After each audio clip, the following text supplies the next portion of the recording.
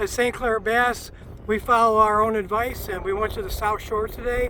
It's been a lot of fun. There's bass in all kinds of depths right now, but believe it or not, my best depth today was about 2.5 feet at 80-degree temp, and that's where I'm getting my best bass.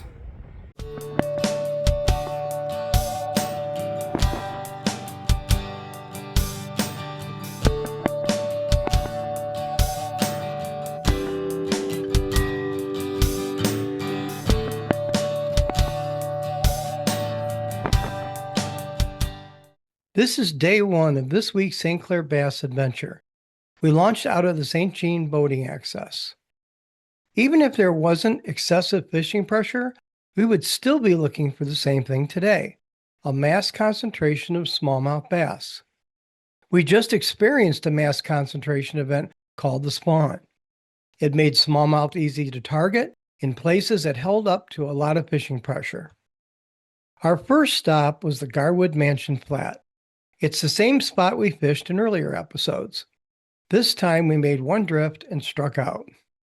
We made it around Peche Island, making sure to go around the rangefinder marker, then set up a drift in the Sturgeon hole on the Canadian side. This drift in 20 to 30 feet of water should be productive, but not today. Disappointed with our results, we made a beeline for Peche Island for a couple of easy largemouth and struck out again. Are you ready to bail out on this video yet? Don't, because the next spot paid off. We crossed the Sturgeon hole and connected with our first smallie. Not huge, but the right species. Ken also connected with another species that gave us more information about the spot. We moved up the edge of the channel and continued to put smallies in the boat. You may wonder why I'm showing you this little guy, but there were multiple schools of these using the channel edge. Using an experimental bait, I got a smallie over 4 pounds up to the boat that came off about 10 feet away. That experiment is over. We could have fished this pattern all day and done very well.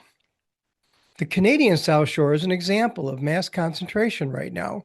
Our best bite came shallow, but you can follow the bite out to as deep as 11 feet right now, maybe more. The rapid onset of intense heat may speed up their transition to the deep. At Askin's Point, we continued to fish out to 10 feet with mixed results. However, there was a mass concentration of boats right about here. The bite at Shoal City was quiet, so we made our way to Pike Creek and hit pay dirt. Other baits worked, but the star of the show was an old reliable tube, St. Clair Goby Classic in 4-inch and 5-inch. In order to show the bass some color, I made a switch to St. Clair crayfish in a tube and swim bait, but it turned out to be not the day for that. An important indicator in this fishery is the movement of white bass. Ken got on a school of them at Pike Creek, which tells us they have migrated to this point along the shore. The next day, we didn't see any white bass reaching the north part of the lake. Day 2. The goal again was to find a mass concentration of smallmouth. I usually do a circuit through what I call gut check spots that give me clues as to what stage the smallies are in. If you are only able to fish Lake St. Clair once a week or less, I highly recommend you have a series of gut check spots to go to first. Try both shallow and deep, and current or where there is no current.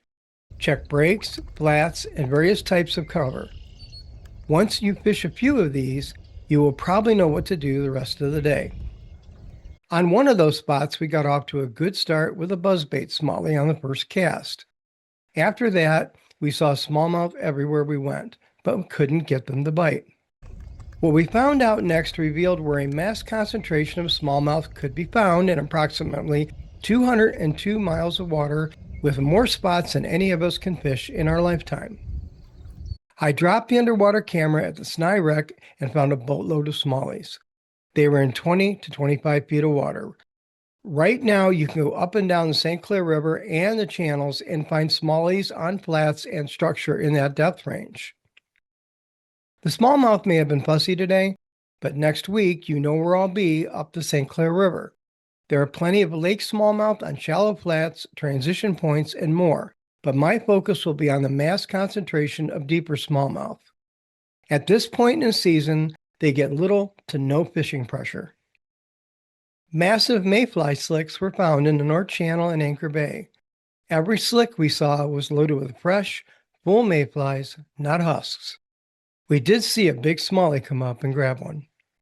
We know the South Shore is producing, doing well here this week, but also don't forget the North. We're going to be looking up the St. Clair River pretty soon. So anyway, have a great 4th of July weekend. God bless and good fishing.